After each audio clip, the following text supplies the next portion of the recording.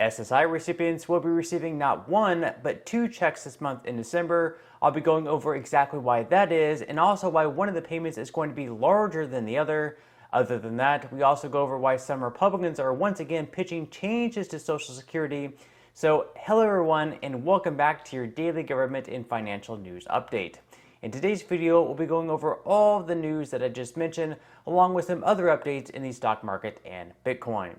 Now, as always, I am definitely interested in hearing your thoughts on everything, and I wanted to quickly thank everyone for giving my videos likes and sharing them, as that certainly helps push these videos out to other people like you. Okay, so recipients of SSI will be receiving their payment today, being that it is the first of the month. So those of you guys who are eligible for the max payment will be getting your usual amount of $841 today. Couples eligible for the max amount will receive $1,261, and of course, those not eligible for the max amount will get whatever that you've been receiving all year long. On average, recipients of SSI have been receiving around $621 per month this year, which obviously isn't nearly enough for many people to get by. Okay, so that's the first payment of the month, which once again will be coming today. Now, in the beginning, I said that there was actually going to be two payments, so this is why. Now, first, let's go ahead and rewind to last year around the same time. If you remember, Social Security had just announced that there would be a COLA increase of 5.9%, which at the time we were like, wow, this is certainly a lot of money. In fact, it was one of the largest increases in quite some time. And so the max payment actually jumped from $794 per month all the way up to $841 where it is now. So you would start receiving the $841 this year in January of 2022 if you were eligible for the maximum, and you received your last payment on the 2021 schedule today for $794. Again, if you were eligible for the max. Again, this is back last year. We're just doing a quick rewind. However, if you remember, January 1st of this year actually ended up falling on a Saturday, and the day prior to that was a holiday, New Year's Eve, so you actually ended up receiving your first payment of 2022 on Thursday, December 30th. So you received one payment in the normal amount that you received all year long in 2021 on December 1st, and then your payment on December 30th was around 5.9% higher due to the cost of living adjustment.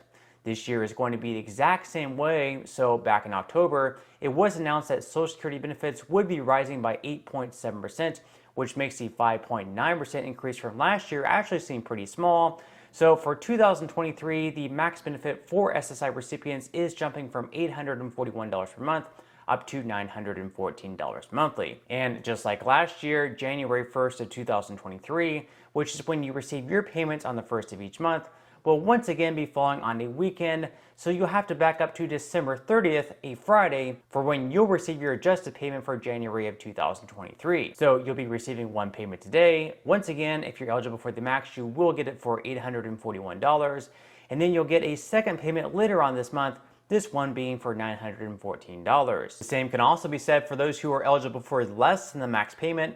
You'll also receive two payments this month, the first being today of, in the case that you receive the average payment for SSI, you would be getting around $621 today, and then on December 30th, you'd be receiving 8.7% higher, so just right around $675. The reason it's higher is because, once again, the 8.7% cost of living adjustment that was announced back in October. Also, I've received a few comments of late asking why they don't just combine the two payments into one for the month. And that's mainly because the second one is simply your payment for January. It's just that, once again, January 1st falls on a Sunday, so they're sending it out the Friday prior. Also, it's probably a good thing that they don't combine the two payments, because let's say that you receive everything at once on December 1st, which would be a pretty good sized payment, but then you would have to go all the way until February 1st before receiving any more SSI payments. That's 2 months without receiving anything, which may be difficult for a lot of people to get by. Also, with Christmas right around the corner, having the extra money could be a temptation for some people, at least, to overspend the extra money they received on the first of the month, not realizing that they won't get paid for another 60 days. So I do hope that all this information helped you out, that I did a good enough job of explaining why SSI recipients will be getting two payments this month, and why the second payment will actually end up being larger than the one that you end up receiving today. And again, this higher payment on December 30th has already been confirmed. It's automatic. There's nothing extra that you have to do to receive it. You don't have to fill out any forms or applications. And there's nothing that needs to be passed at the congressional level. Now, other than that, I also wanted to quickly touch base on something really important coming up next year in Congress called the debt ceiling. This is basically where Congress gets to go in and agree to an amount that our country can go into debt by. So most recently in December of 2021, they increased the debt limit up to $31.381 trillion. Now, we're not expected to hit this amount of debt until some point in the summer of next year in 2023.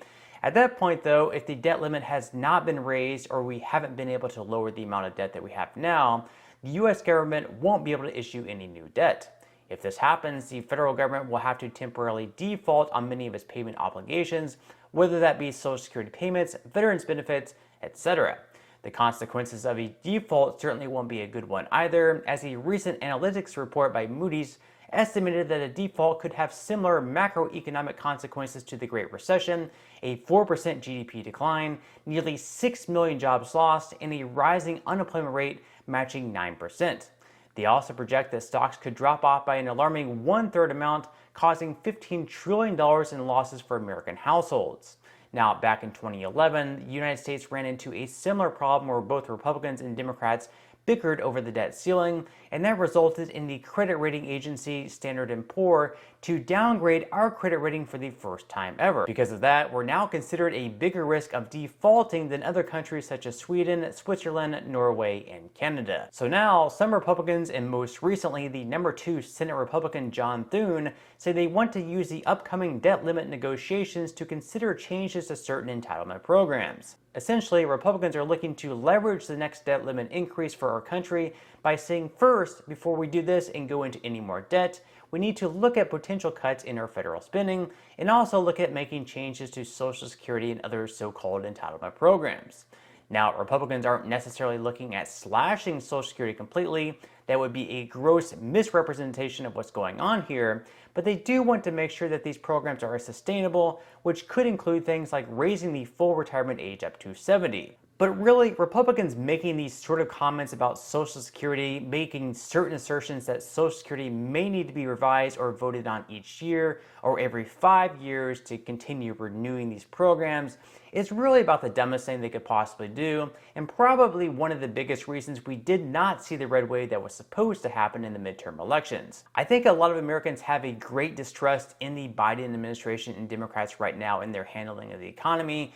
And inflation, of course, polling shows that. But when you have higher-up members of the Republican Party coming out and making certain threats to Social Security, a program that's very much bipartisan, I mean, both Republican and Democrat voters are very much in favor of it, and they want to see it stick around for the long haul. I mean, we've all paid into it over the years, every single paycheck, every single amount of money that we receive from our jobs, we're paying into this. So it's not necessarily an entitlement. I mean, we've been paying into it all these years. It's not something the government is giving us without us working for it. I mean, that would just be completely unfair to completely remove it after working all these years to receive it. And like I said, I would not even consider this to be an entitlement program because of that fact. So that's where things stand right now. Republicans are looking to hold out on raising the debt limit until Democrats are willing to negotiate on some of their current spending. If Democrats don't budge, we could once again be looking into a lowered credit rating and also some very bad economic consequences overall. Now, having nearly $32 trillion in debt as a country is a really, really bad thing. Don't get me wrong. Something should absolutely be done about it. But slashing Social Security in any form or even making threats to it is about the dumbest thing that Republicans could possibly do right now. And again, it's probably one of the biggest reasons they underperformed in the midterm elections.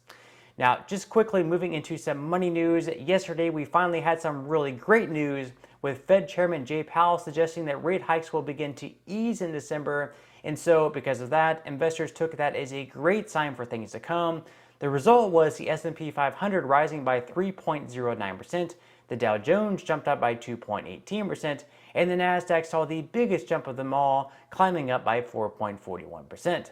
Because of the rally to end the month, the S&P 500 ended up rising 5.8% for the month of November, and we'll look to see if we can finish the year out on a strong note for the month of December. As far as Bitcoin goes, it also rallied over the last day, although not nearly as much as the stock market, but it did jump up by another 1.25% and is now back in the low 17,000s. Now, with that said, if you would like to receive up to 12 free stocks and $5 worth of Bitcoin, in the comment section below, I will be leaving a link where you can receive just that from my partner in Webull. And even if you don't feel like investing at this time for whatever reason, which is completely understandable, maybe you just don't have the excess money there, once you receive the free stocks, what you can always do is just sell them for what they're worth and then transfer that money right back to your bank account. So in total, you should be receiving a value of at least $50 or more, although some people have actually received over $3,000 in the past. So really, you can think of this as just some free extra money with just a few minutes of work. And just real quickly, you will have to go ahead and open an account with Webull and then make a deposit as little as 1 penny. After you receive the free stocks, what you can do is just take that 1 penny and then transfer that right back to your bank account, so it does not have to stay in Webull and you do not have to invest that 1 penny. But on that note, I'm going to go ahead and wrap up this video. If you enjoyed the content in today's video and you would like to see more like it, make sure to give this video a like, subscribe to my channel, and also ring the notification bell. That way you will be the very first to be notified when I do release future videos. And until next time, I hope you have a wonderful day ahead, and I'll see you in the next video.